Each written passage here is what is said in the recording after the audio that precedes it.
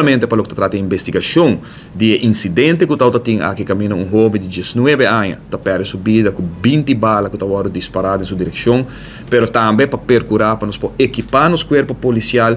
lo melhor que está possível, para nos agentes não policial, por trabalhar dentro um ambiente que está mais sano mentalmente, para não mesmo também fisicamente e naturalmente com as comunidades, por estar seguro de segurança que não está oferecer também riba nos carreteras de nos áreas público aqui na Aruba. E dentro do contexto nós podemos tomar nota naturalmente de hobby conteúdo que está interessante. Então agradecer a ministra por abrir, ministra sostener fração PPA para o que trata de drug test, como se bem para o que trata de agente policial.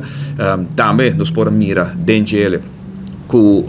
lamentavelmente ponto na que nós ponemos atenção para o que trata psicólogo dentro do corpo policial é que não tem nem organização opgenomen como such no momento aqui não há certo tratamento ora pede externo, pero nem tem organização, nós compreendemos que a ministra tem contexto que ela manda curiba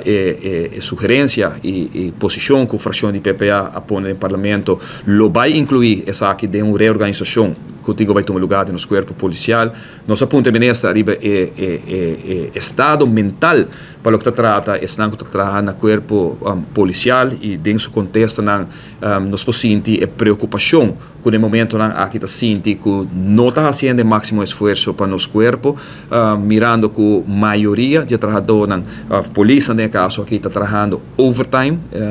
e não permite e não dá um espaço agora para não ter recreação, para não pôr esse deporte, para não pôr distrair na mesma maneira que o está normal fora de um trabalho de uma magnitude de tanto pressão assim aqui na maneira de corpo policial e assim nós vamos mirar uma grande quantidade de pontos também